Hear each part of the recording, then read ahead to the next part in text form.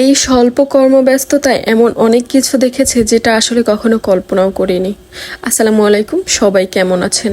যাই হোক, আজকে আপনাদের সাথে একটা নতুন গল্প শেয়ার করব। মেয়ে মানুষ বোকা, আসলেই বোকা। তারা জানে না কোন পুরুষকে বিশ্বাস করতে হবে, কোন পুরুষকে বিশ্বাস করতে হবে না।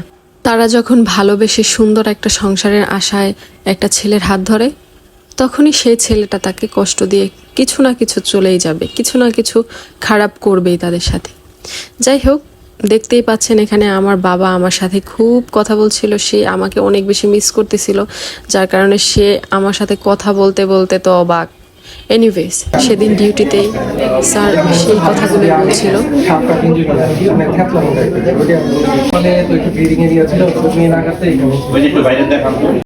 স্যার তার কথায় বর্ণনা দিচ্ছিলেন কিরকম ভাবে তার ভালোবাসার মানুষ তাকে মেরেছিল। আসলে মেয়েটার মাথায়, বুকে এবং পায়ে, হাতে সব জায়গায় এমনভাবে ক্ষত ছিল যেন কোনো হাতুড় অথবা কোনো ভারী কোনো অস্ত্র দিয়ে মারা হয়েছিল। কিন্তু ভেবে দেখেছেন, এই মেয়েটাই একদিন ভালোবেসে এই ছেলেটার হাত ধরেছিল। শুধু ভালোবেসে হাতই ধরেনি, ছেলেটার সাথে অনেক দূর দূরান্ত থেকে তার বাবা মাকে সবাইকে ছেড়ে চলে এসেছিল। কিন্তু অবাক করার বিষয় হলো, ছেলেটা যখন এসেছিল তখন আপনি দেখে ওকে বুঝতেই পারবেন না যে আসলে ছেলেটাই ছিল মেইন কালপিট। ছেলেটা এমন ভাব করছিল যে সে অনেক বেশি কষ্ট পেয়েছে মেয়েটার মারা যাওয়ায়।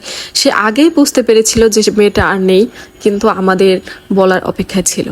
অবশেষে যখন ডক্টর তাকে ডিক্লেয়ার করলো যে হ্যাঁ, আপনার ওয়াইফ মারা গিয়েছে, তখন তার চোখে বিন্দু পরিমাণও হতবাক, মানে অবাক হওয়ার কোনো চিহ্ন পাওয়া যায়নি।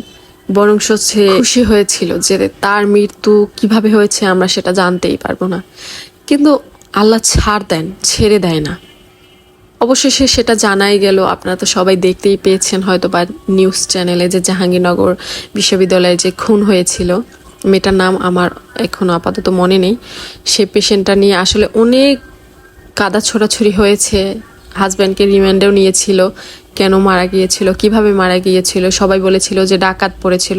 আসলে ডাকাত কখনো আপনার ঘরের ফোন বা ল্যাপটপ নিবে না। ডাকাত আপনার সব থেকে দামি সেই জিনিসগুলোই নেবে যেগুলো আসলে তাদের কাজে লাগবে। আর এখানে টাকা পয়সা, ক্যাশ কোনো কিছু নিয়েছিল না, শুধুমাত্র ফোন আর ল্যাপটপটাই নিয়েছিল, যেখানে তার হাজব্যান্ড এবং ওয়াইফের কথোপকথন ছিল। আমাদের সব সময় উচিত সুন্দর কোনো মানুষকে নয়, সুন্দর একটা মন দেখে ভালোবাসা, সুন্দর মনের সাথে সংসার করা।